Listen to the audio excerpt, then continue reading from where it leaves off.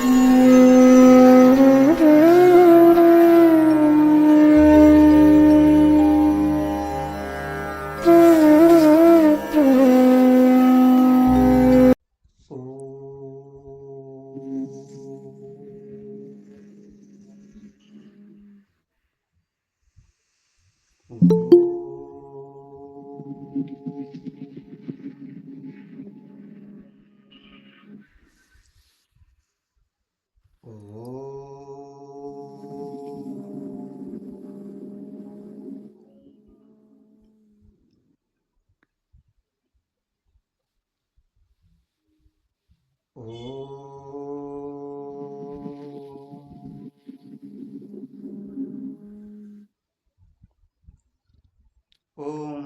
సహనావవతు సహనౌ భునక్తు సహ వీర్యం కరవావహై తేజస్వినావధీతమస్తు మా విద్విషావహై. ఓం శాంతి శాంతి శాంతి. ఓం గురుర్బ్రహ్మా గురుర్విష్ణుః గురుర్దేవో మహేశ్వరః గురురేవ పరం బ్రహ్మ తస్మై శ్రీ గురవే నమః. ఓం పార్థాయ ప్రతిబోధితాం భగవతా నారాయణేన స్వయం వ్యాసేన గ్రథితాం పురాణమునినా మధ్యే మహాభారతం. అద్వైతామృతవర్షిణీం భగవతీం అష్టాదశాధ్యాయినీం అంబ త్వామనుసందధామి భగవద్గీతే భవద్వేషిణీం. హరి ఓం.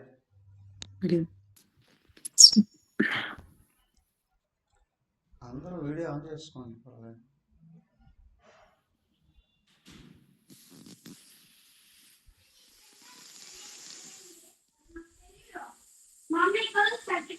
కనిపిస్తూ ఉంటే మీ భావాలు అర్థం అవుతాయి.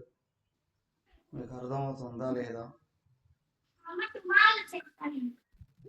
అందరూ మ్యూట్లో పెట్టుకోండి, ఎవరో మాట్లాడుతున్నారు.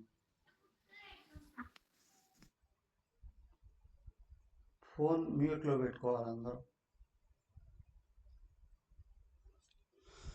మరియు శ్రీమద్ భగవద్గీత 6వ అధ్యాయం ధ్యాన యోగం. ఎన్ని శ్లోకాలయ్యే? 6 శ్లోకాల వరకు చదివాం కదా. నిన్న జరిగింది 3 శ్లోకాల 2 5 6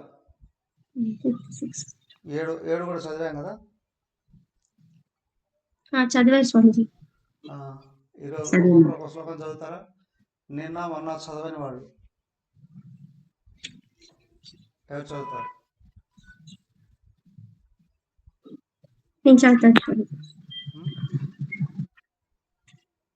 నిన్న మొన్న చదవని వాళ్ళు నేను చదువుతాను స్వామి. నేను చదవలేదు. 5వ శ్లోకం.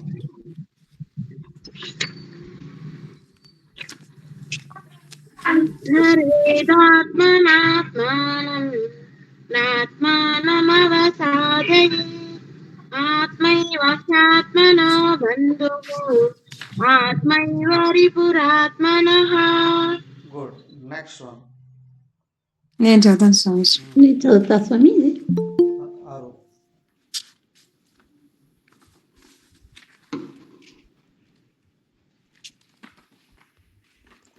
టైం వేస్ట్ చేయకూడదు. నేను చదివా స్వామీజీ.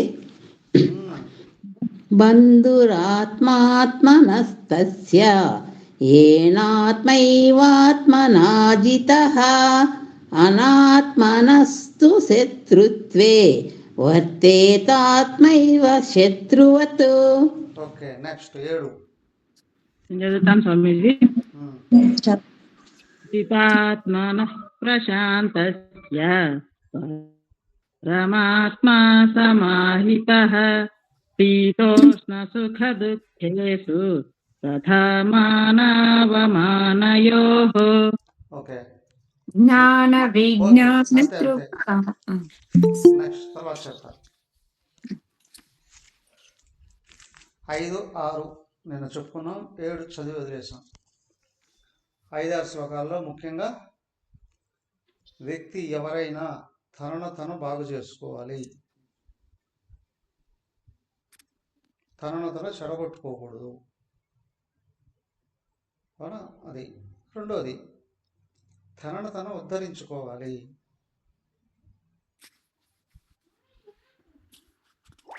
తనను పతనం చేసుకోకూడదు.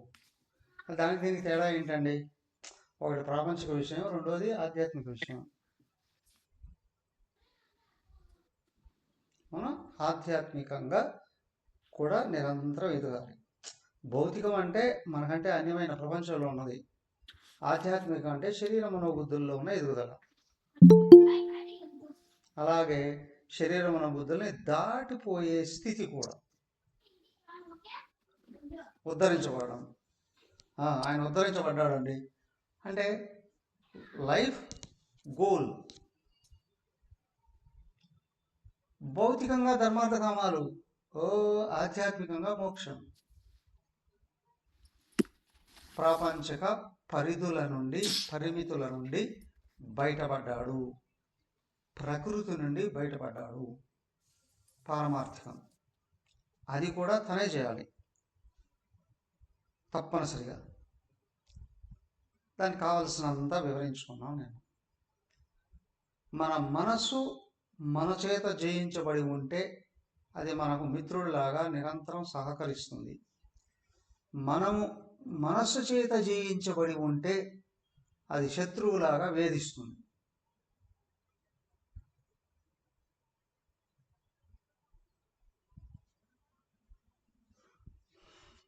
మహాభారతంలో ఒక విషయం చాలా అద్భుతంగా బోధిస్తారు, సారథ్యము అని. శ్రీకృష్ణ సారథ్యం, శల్య సారథ్యం అని.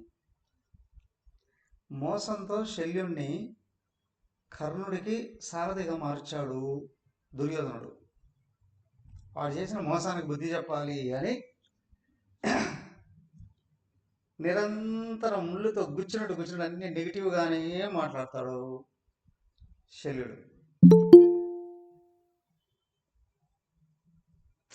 కృష్ణుడు ఉన్నాడే, అర్జునుడు శరణాగతుడయ్యాడు. అయ్యా నువ్వు నా సారథిగా, నాకంటే నా రథానికే కాదయ్యా, మా జీవితాలకన్నింటికి నువ్వే సారథ్యం వహించాలి అని ఆ పంచపాండవులు ద్రౌపదీదేవితో సహా సంపూర్ణంగా శరణాగతులయ్యారు.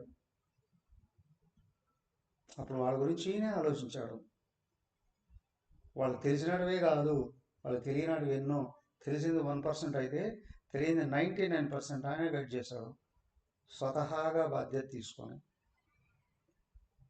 అలాగే ఇక్కడ మనం భగవంతుడిని ఆశ్రయిస్తే, భగవంతుడికి ప్రతినిధి అయిన ఆధ్యాత్మిక గురువును ఆశ్రయిస్తే నిజంగా మన గురించి ఆయన ఆలోచిస్తాడు. మనకి ఏది మంచో అది బోధిస్తాడు, మనకి ఏది మంచిది కాదో అది ముందు తెలియపరుస్తాడు. ఆ విధంగా వ్యక్తిత్వంలో పరిధులని అధిగమించి వ్యక్తిత్వాన్ని దాటేసి పరమాత్మలో కూర్చునే స్థితిని ఆయన అందిస్తాడు. ఇది బాగా గమనించాలి. లోపల నుండి ప్రతి ఒక్కటి నెగిటివ్ థాట్ వస్తుంది అంటే మనసు స్వాధీనంలో లేదు. ఏం చేయాలి? గురువును, భగవంతును. నువ్వు భగవంతుని వేడుకుంటే గురువును అందిస్తాడు ఆయన. నువ్వు భగవంతుని కానీ వేడుకోకపోతే గురువు మహాత్ముడు నీ దగ్గరకు వచ్చినా నువ్వు గుర్తించలేదు, ఆశ్రయించకపోతే. కాబట్టి ఎదుగుదలకు నీ మనసే అడ్డుపడుతుంది. అదైనా అయిందండి. ఇది సరే, మనసు స్వాధీనమైంది అనడానికి గుర్తులు ఏంటండి? ఇవి క్వాలిటీస్ రావాలండి. ఏమేమిటివి? జితాత్మనః, నీ శరీరము నీ మాట వినాలి, నీ ఇంద్రియాలు నీ మాట వినాలి, నీ మనస్సు నీ మాట వినాలి.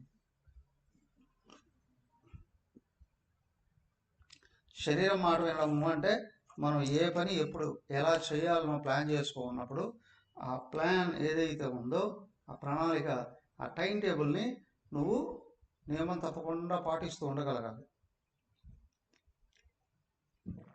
పోస్ట్పోన్ చేయకూడదు, నెగ్లెక్ట్ చేయకూడదు. అర్థమైనా? వాయిదాలు వేయకూడదు, ఖచ్చితంగా దాన్ని అనుసరిస్తూ ఉండగలగాలి. అలాగే ఇంద్రియాలు నిషిద్ధమైన విషయాలకు పరుగులు తీయకుండా ఉండగలగాలి. ఎలాంటి విషయాలు నీకు చెడు చేస్తాయో వాటి వైపు వెళ్ళకూడదు. కళ్ళతో చూసే రూపాలు కానీ, చెవులతో వినే శబ్దాలు కానీ, తినే వస్తువులు కానీ, మాట్లాడే మాటలు, తిరిగే ప్రదేశాలు, కలిసే స్నేహితులు, చేసే పనులు నిన్ను పతనం చేసేటివి నిన్ను ఆకర్షించి లాగివేయకూడదు. నేను లాగేస్తున్నాయంటే నీ ఇంద్రియాల్లో, నీ స్వాధీనంలో లేవు అని. కానీ అవి నీ కంట్రోల్లో ఉన్నాయి అని అంటే ప్రతి విషయాన్ని మొట్టమొదట ఆలోచన చేస్తావు. ఏమని? ఇష్టమా ఇష్టమా కాదు, ఇది మంచా చెడా, నేను చేస్తే నాకు అనుకూలమైన ఫలితం వస్తుందా, ప్రతికూలమైన ఫలితం వస్తుందా, ఇది ఆలోచించి చెడును పక్కకు దోసి మంచిని ఆచరిస్తూ ఉన్నావు అని అంటే నీ ఇంద్రియాలు కూడా నీ మాట వింటూ ఉన్నాయి.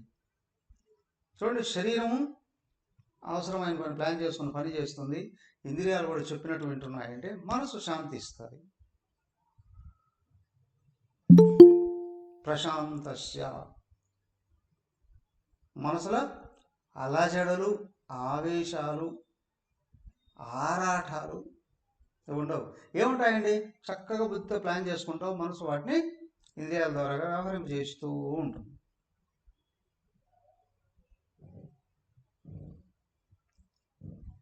వెనక్కి తిరిగి వేదనలకు గురి కాదు.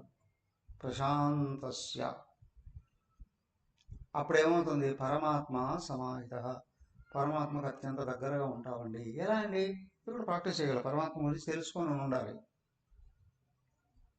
శాస్త్రం ద్వారాగా పరమాత్మను గురించి తెలుసుకొని ఉండాలి. ఏమని? పరమాత్మ చాలా గొప్పవాడండి, చాలా శక్తివంతుడు అండి, చాలా జ్ఞానం ఉందండి, చాలా. ఇది కాదయ్యా, ఆయన నీలోనే నీ మనసు వెనకలే కూర్చున్నాడు. ఈ విషయం తెలియాలి. అర్థమైందా? పరమాత్మ సమాహిత, మనసుకు వెనకలే ఉన్నాడు ఆయన. అవరా, నువ్వు అడిగితే సలహా ఇస్తాడు, నువ్వు వేడుకుంటే రక్షణ చేస్తాడు. 13వ అధ్యాయంలో చెప్పారు అక్కడ, ఉపద్రష్ట హనుమంతాచ భర్త భోక్త మహేశ్వర. ఎన్ని స్థాయిలుగా ఆయన హెల్ప్ చేస్తూ ఉంటాడండి.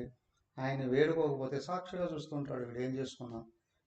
ఆయన ఉన్నాడుగా, చెప్పొచ్చుగా, స్వేచ్ఛగా, నువ్వు అడుగు చెప్తాడు, అంతే.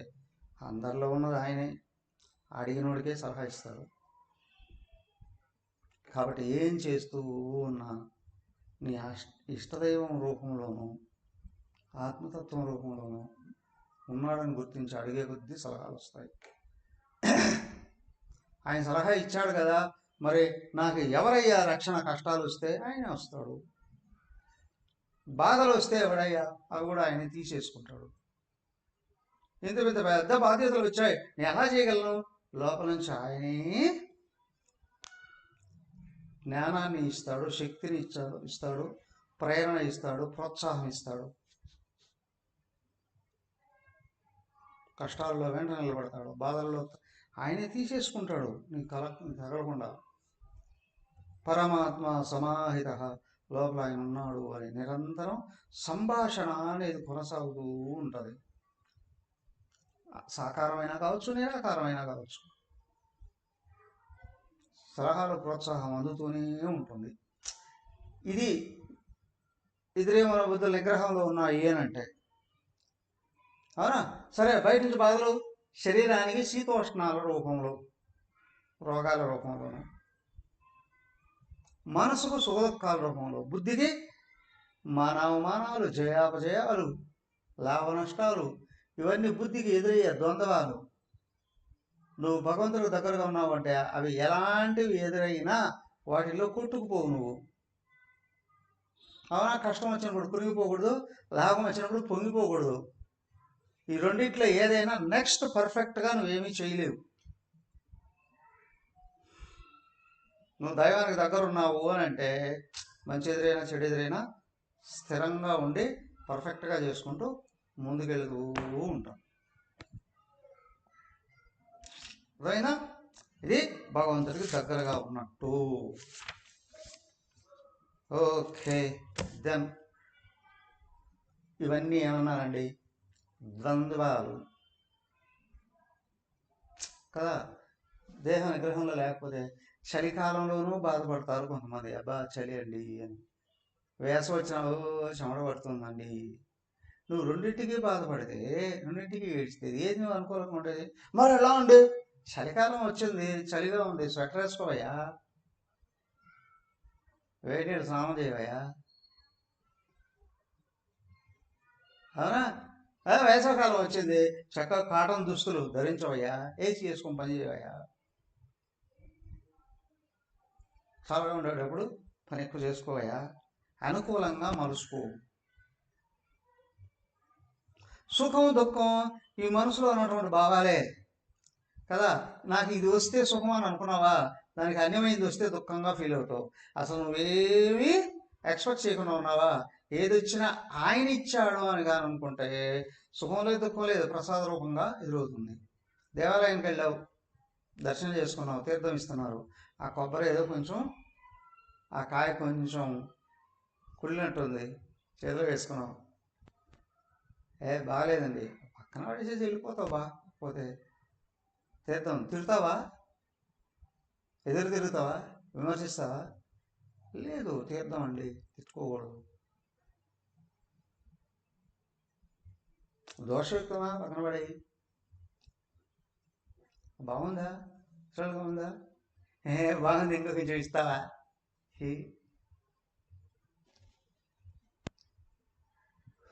లాభం నష్టం, లాభ నష్టం కూడా ఎక్స్పెక్టేషన్ బట్టి. ఫస్ట్ రోజు చెప్పుకున్నాగా,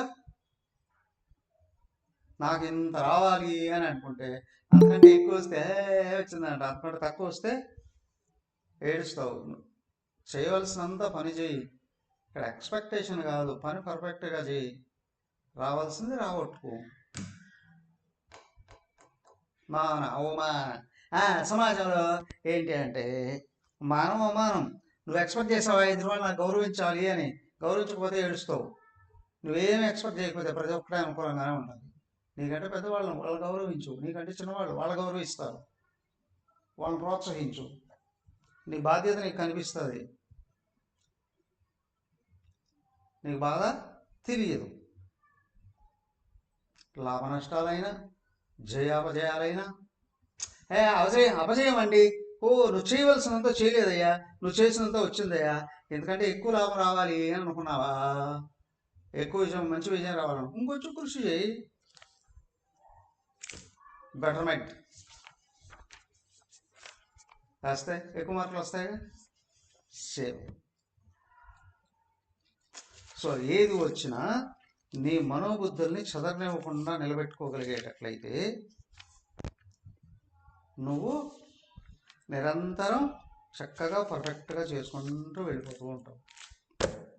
ఇలాంటి పరిస్థితుల్లో నీకు లోపల స్థితి ఎలా ఏర్పడుతుంది అని అంటే చూడండి, 8వ శ్లోకం. జ్ఞాన విజ్ఞాన తృప్తాత్మా కూటస్థో విజితేంద్రియః యుక్త ఇత్యుచ్యతే యోగి సమలోష్టాశ్మకాంచనః. అద్భుతమైనటువంటి విషయం చెప్పాడు. జ్ఞాన విజ్ఞాన తృప్త ఆత్మ.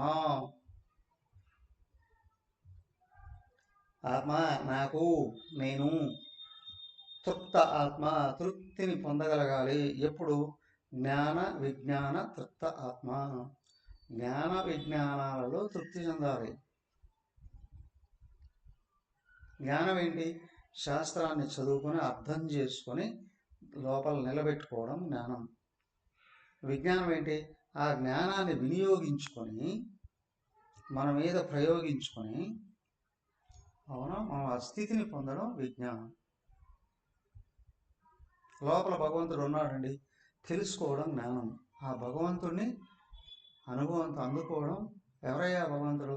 నేనే అయ్యున్నాను తెలుసుకోవడం. నేను గా ఆయన ఉన్నాడు. అయితే నాకు ఇది తెలియలేదు. నువ్వు అనుకుంటున్నావు అనేక జన్మల నుండి నీ దేహాన్ని అని. స్లోగా మార్చుకో. నువ్వు దేహం కాదు. దేహం నీకున్న ఒక ఇల్లు లాంటిది, నీకున్న ఒక పరికరం లాంటిది. ప్రాణాలు నీకు ఉన్నాయి, అవి కూడా నీకు పరికరాలు. మనసు నీకుంది, అది ఒక పరికరం. బుద్ధి ఉంది, అది ఒక పరికరం. నువ్వు వాటికి యజమానివి. నేనే. ఈ నేను అనేది ఖచ్చితంగా ఆయనే. తెలుసుకోవడం జ్ఞానం, అనుసరించి అందుకోవడం విజ్ఞానం. జ్ఞాన విజ్ఞాన తృప్త ఆత్మ. జ్ఞానం మరుపుకొస్తూ ఉంటుంది, విజ్ఞానం మరపుకు రాదు. అనుభవం మరపుకు రాదు. చూడండి, పరోక్ష జ్ఞానం, ప్రత్యక్ష జ్ఞానం అంటారు సహజంగా. పరోక్షం అక్ష కన్ను, ప్రత్యక్ష కంటితో చూసి తెలుసుకున్నది మర్చిపోలేము. పరోక్షం ఎవరో కంటితో చూసి నీకు చెప్పారు, నువ్వు విన్నావు, కంటే అన్యమైంది, చెవితో తెలుసుకున్నావు. అది మరొక అవకాశం ఉంటుంది కదా. అలాగే శాస్త్రం ద్వారా ఎలా తెలుసుకున్నావు జ్ఞానం, అది ఆచరించి అనుభవాన్ని పొందావు విజ్ఞానం. నాలో దేవుడు ఉన్నాడు, ఓకే, నేను దేవుడు అయి ఉన్నాను, జ్ఞానం. కానీ శాస్త్రం చెప్పిన మార్గంలో నడుచుకొని నీకు అహంకారాన్ని, దేహభావాన్ని పోగొట్టుకొని ఆత్మను అందుకున్నావు. అప్పుడు లోపల నుంచి కలిగేది విజ్ఞానం. ఇంకా అది మరొక రాదు.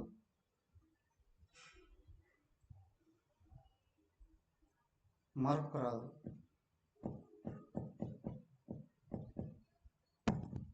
అర్థమైందా? ఒకసారి ఆత్మజ్ఞానం వస్తే ఇంక మరొక రాదు.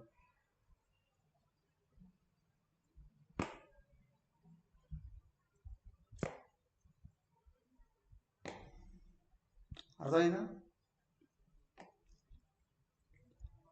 ఓ పెద్ద భూస్వామి కొడుకు పెళ్లి చేయాలనుకున్నాం. పొరుగురు అక్కడ దూరంగా వెళ్ళి అమ్మాయిని మాట్లాడుకున్నారు.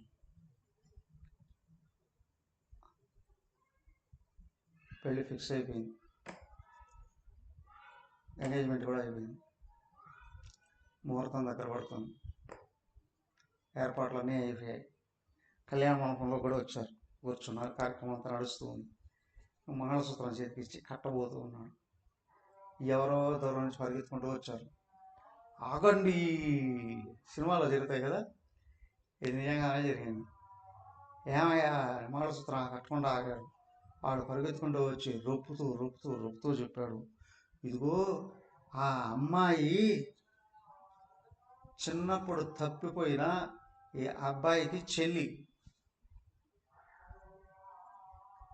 ఎక్కడో ఉత్సవాల్లోకి వెళితే చిన్నప్పుడు తప్పిపోయిందంటే ఎవరో తీసుకున్నాడు వేరు, పెంచి పెద్ద చేశారు. తెలియదు, వాళ్ళకి తెలియదు, వీళ్ళకి తెలియదు. అవునా? ఎలా తెలిసిందో విషయం బయటపడింది. నేయర్ కావచ్చు. ఇప్పుడు అదే అప్పటి వరకు అమ్మాయికి అబ్బాయి మీద, అబ్బాయికి అమ్మాయి మీద ఆలోచనలు ఎలా ఉంటాయి కదా. కానీ ఆ క్షణంలో ఎలా మారిపోతాయి? అవునా? అత్యంత ప్రేమతో ఆ అబ్బాయి ఆ అమ్మాయిని హత్తుకున్నప్పటికీ కూడా ఆలోచనలు ఎలా ఉంటాయి కదా. అప్పటి వరకు వేసి ఉన్నటువంటి ఒక కవర్ ఓపెన్ అయిపోయింది. అవునా? అలాగే ఆత్మ దేహం అనే కవర్ను కప్పుకొని దేహం నేను అని అనుకుంటుంది. కానీ ఇప్పుడు కవర్ ఓపెన్ అయింది. కవర్ నేను కాదు, కవర్ లోపల ఉన్న ఆత్మ నేను అనే విషయం తెలిసింది కదా. ఆ అబ్బాయి ఆ అన్నా చెల్లి అని తెలిసిన తర్వాత వాళ్ళ రిలేషన్, వాళ్ళ వ్యవహారం ఎలా ఉంటుంది కదా. అలాగే ఇక్కడ కూడా ఏంటంటే, నేను ఆత్మను తెలుసుకున్న తర్వాత ఒక విషయం బయటపడుతుంది. అసంతృప్తి అనేది కంప్లీట్గా ఎగిరిపోతుంది జీవితంలో. ఆయన ఎన్నైనా చేయగలడు, ఏమైనా చేయగలడు, జీవితం చివరి ఊపిరి పీల్చుకునేంత వరకు కూడా వ్యవహరిస్తూనే ఉంటాడు. కానీ అసంతృప్తి రాదు ఇక.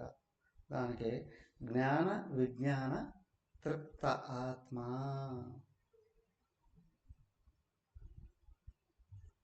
పైన అసంతృప్తి దుఃఖం అనేది ఆత్మను తెలుసుకున్న తర్వాత కంప్లీట్గా ఎగిరిపోతాయి. అవునా? అప్పుడు తన గురించి తనకు ఎలాంటి జ్ఞానం బయటకు వస్తుందంటే కూటస్థ విజితేంద్రియ. కూటస్థ కూటం,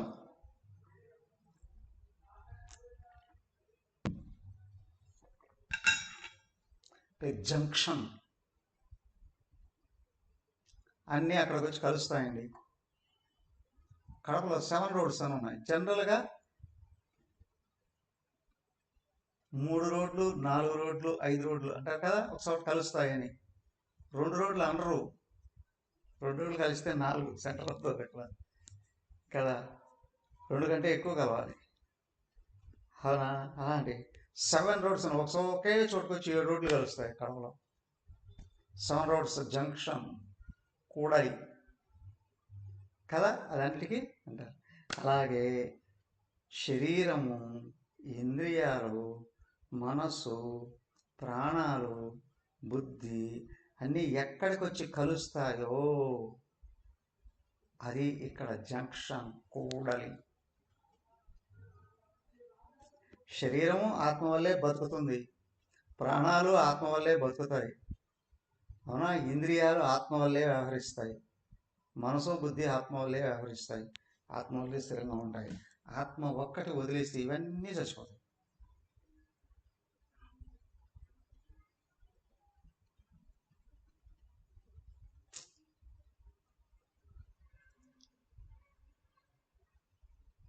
చక్రం, ఆఫ్కోర్స్ సైకిల్ చక్రం కావచ్చు, ఫోక్స్లు ఉంటాయి. అవునా? బండి చక్రం కావచ్చు, ఆకులు అంటారు. అవన్నీ వచ్చి ఒక్క దాంట్లో కలుస్తాయి, నాభి అంటారు. చుట్టూ ఉన్నాడు అన్నీ అక్కడికి వచ్చి కలుస్తాయి. అలాగే ఇక్కడ అన్నీ వచ్చి దేని మీద ఆధారపడి అస్తిత్వాన్ని కలిగి. బాగా గమనించండి. ఇప్పుడు ఫోక్స్లన్నీ ఎక్కడ జాయింట్ అయి ఉన్నాయో మన చక్రం కనిపిస్తుంది కళ్ళకి, కానీ ఇక్కడ లోపల దేంతో కనెక్ట్ అయి ఉన్నాయి ఇవన్నీ. అవునా? శరీరం, ఇంద్రియాలు, ప్రాణాలు ఇవన్నీ కనెక్ట్ అయిన విషయం కూడా తెలిస్తే, ఇప్పుడు చూడండి ప్రాణాలు ఎక్కడ కనెక్ట్ అయినాయి తెలిస్తే అవి పోకుండా మనం ఇంకా టైట్ చేసేయచ్చు. మనసు ఎక్కడ కరెక్ట్ అయిందో తెలిస్తే ఆ మనసు ఇంకా టైట్ చేయొచ్చు, ఎక్కడ బయటకు వెళ్ళకుండా కదా. శరీరం ఎక్కడ కనెక్ట్ అయిందో తెలిస్తే ఆ శరీరాన్ని ముడేసేయచ్చు చచ్చిపోకుండా. కానీ ఇవన్నీ మనకు తెలియదు, ఆయనకు తెలుసు. అదే చెప్తున్నారు, ఆత్మజ్ఞానానికి తెలుస్తాయి. ఇక్కడ విషయం ఏంటంటే నేను అనే వాడితో ఇవన్నీ కనెక్ట్ అయి ఉంటాయి.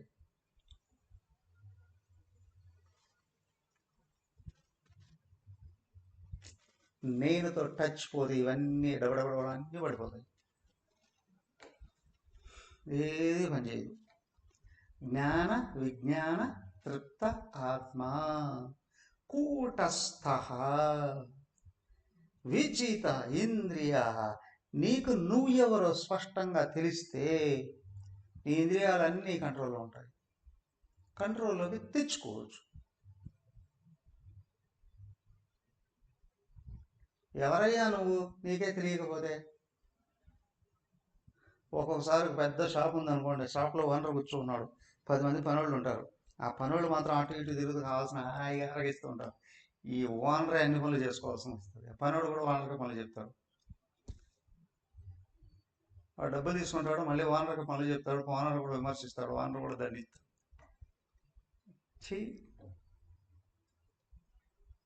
తెలుగు తక్కువ జీవితం కదా.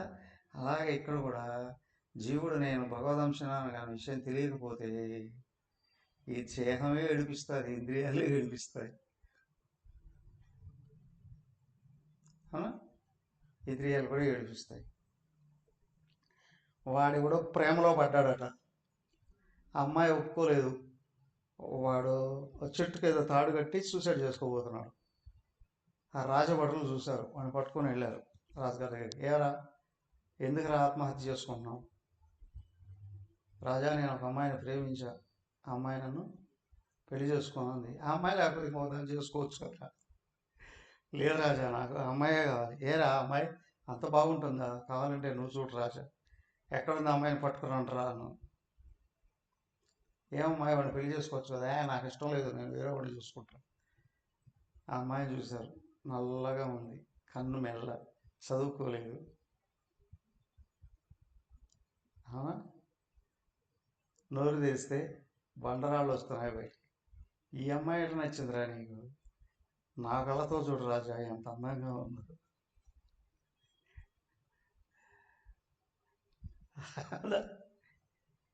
వాడి మనస్సు ఆ అమ్మాయిని గురించే నిరంతరం ఆలోచించి ఆలోచించి ఆలోచించి అక్కడ బానిసైంది. అవునా? ప్రేమలో పడ్డాడండి. ప్రేమ భగవత్ స్వరూపం, ప్రేమ పడగొట్టదు. వీడు మోహంలో పడిపోయాడు, అంటే అజ్ఞానంలో పడిపోయాడు. దాని గురించే ఆలోచన చేసి మనసు నిండా అవే ఆలోచన. సాలిపురుగు గూడు కడుతుంది, పట్టు పురుగు గూడు కడుతుంది. అవునా? రెండు కూడా పొట్టలో నుంచే దారం తీసి కట్టుకుంటాయి. సాలిపురుగు తనకి ఏదైనా ప్రాబ్లం అని అనుకుంటే ఎగురుతూ పరిస్థితి పారిపోతుంది. కానీ అదే పట్టు పురుగు బాగా పట్టు ఆకు, మల్బరీ ఆకు తిని ఆ గూడు కట్టుకుంటుంది. కానీ అది ఏం చేస్తుంది? పండుకొని తన చుట్టూ గూడు కట్టేసుకుంటుంది. తన పొట్టలో అంత అయిపోయింది, ఇక ఆకలి అవుతుంది, ఏమైనా తిందాం అనుకుంది, కదిలితే అయిపోయిందిరా, దీన్ని తీసి వేడి నీళ్ళల్లో, మసిలే నీళ్ళలో వేసి చంపేసి అదంతా తీసేసుకుంటాడు. మరి అది పారిపోవచ్చుగా, పోలేదు, తను బంధించుకుంది. అజ్ఞాని ఆలోచనలతో తను బంధించుకుంటాడు. జ్ఞాని ఆలోచనలు ఆపి బుద్ధితో ప్లాన్ చేసుకొని కష్టం వస్తే జయించుకొని దాటేసి వెళ్ళిపోతాడు. అర్థమైందా? భగవంతుని ఆశ్రయించిన వాడికి బుద్ధి పనిచేస్తుంది. ప్రపంచంలో ఎవరో ఒకరి మీద అదే పడ్డాడో అన్నీ ఇరుగుతాయి కదా, వాడు పతనం చేసుకుంటాడు. దానికి ఇక్కడ ఏంటంటే విజిత ఇంద్రియ. నువ్వు దైవాన్ని ఆశ్రయించి సరైన జ్ఞానాన్ని సంపాదించుకొని సత్ప్రవర్తనతో వ్యవహరిస్తున్నావు అంటే శరీరము, ఇంద్రియాలు స్వాధీనం అవుతాయి, మనసు శాంతిస్తుంది, బుద్ధి తేజోవంతంగా పనిచేస్తుంది, బుద్ధి సమర్థవంతంగా పనిచేస్తుంది. అన్నీ వదిలేసి పక్కెళ్ళి అంతా సంపాదించుకోవాలి. 10 ఏళ్ళు కష్టపడి పోగొట్టుకున్నదంతా సంవత్సరంలో సంపాదిస్తారు. అనుభవం కూడా వస్తుంది, ఎట్లా దెబ్బతినకూడదు అని కూడా అదే వస్తాయి. సో విజిత ఇంద్రియ. జ్ఞాని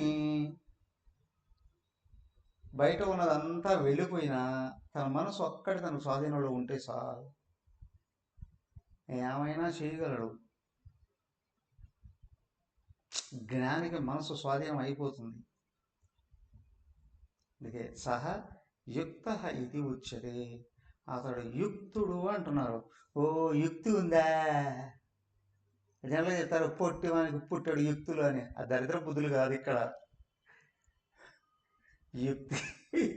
యుక్తత అంటే శరీరము, ఇంద్రియాలు, ప్రాణాలు, మనసు, బుద్ధి స్వాధీనంలో ఉండి ఒకే లక్ష్యానికి అంకితమై ఉన్నాయి అని.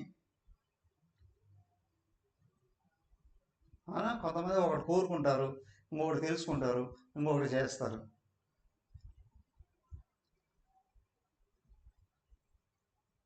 మనస్యన్నం అన్యం వాచస్న్యం కర్మణ అన్యం. తెలుసుకునేదానికి, కోరుకునేదానికి, చేసేదానికి సంబంధమే లేకుండా ఉంటుంది. అయుక్తులు అంటారు. యుక్తుడు ఉన్నాడే, ఏం కోరుకుంటాడో తెలుసుకుంటాడు, లేదు ఏం తెలుసుకున్నాడో అదే కోరుకుంటాడు, అదే ఆచరిస్తాడు. వాడి మనసు ఇప్పుడు ఏకాగ్రతలో ఉంటుంది. సహయుక్త ఇది ఉచ్యతే. అతన్ని యుక్తుడు అని అంటారు. బాగా గమనించండి. యుక్తుడు మహానుభావుడే, సంపూర్ణ నిగ్రహవంతుడు. అయితే ఇతనికి ఒక అద్భుతమైన లక్షణం ఉంటుంది. ఏంటి అని అంటే సమలోష్ట అశ్మకాంచన. అతడు వస్తువుల కంటే మనుషులకు ఎక్కువ విలువిస్తాడు, జీవుడికి ఎక్కువ విలువిస్తాడు, దేవుడికి ఎక్కువ విలువిస్తాడు. అర్థమైందా? కొంతమంది ఉన్నారు జీవకారుణ్య సంఘాలు, అవునా, వాళ్ళు కుక్కల కోసం పనిచేస్తారు కదా, కుక్కను నెత్తిన పెట్టుకొని మోస్తారు, చిన్న పిల్లాన్ని కింద పెట్టి నడవమంటారు, అవునా. వాళ్ళు కుక్కలు, గాడిదలు, అవే కోతులు, వాటి మీద ప్రేమలు కురిపిస్తారు, కానీ మనుషులు నాశనం అయిపోయినా కూడా పట్టించుకోరు. వాళ్ళ ప్రేమ సరే కానీ అది మెచ్యూర్డ్ మైండ్ కాదు. ప్రపంచంలో అత్యంత ఉన్నతమైనటువంటి జీవి మానవుడు. నీవు నీ బుద్ధిలో ఫస్ట్ మానవుడికి విలువేవు, తర్వాతనే మిగతా జీవరాశులకి, మిగతా వాటికన్నిటికీ ఇచ్చి నువ్వు మానవుడిని తోలనాడుతున్నావురా అంటే నీ బుద్ధి ఎక్కడున్నట్టు, దేన్ని ప్రేమిస్తున్నావు దాని మీద ఉన్నట్టు. నువ్వు లోపల ఆత్మను ప్రేమిస్తే, అవునా, జీవుడికి విలువిస్తావు, జీవుడిలో కూడా మనిషికి ముందు విలువిస్తావు, తర్వాత మిగతా వాటి మీద కూడా విలువిస్తావు. అన్నిటికంటే ముఖ్యం ఉంది నాగాల్యాండ్ ఉంది, అది బీహార్. అప్పుడు చాలా సమయం చుట్టుకునేవారు, సాయంత్రం 5 గంటల దాకా ఏమైనా కనిపించాడు, చెవులో రింగ్ కనిపిస్తే చెవు కోసుకొని వెళ్ళిపోతాం. చేతి మీద మంచి వాచ్ ఉందండి, చేతి కొట్టుకొని వెళ్ళిపోతారండి, అవునా. ఇక్కడ మనిషి కంటే వాడు వస్తువుకే విలువిస్తాడు కదా. అదే అన్నారట, లోష్ట అశ్మకాంచన సమహ. లోష్టం రాయి, లోష్టం మట్టి, అశ్మ రాయి, కాంచన బంగారం.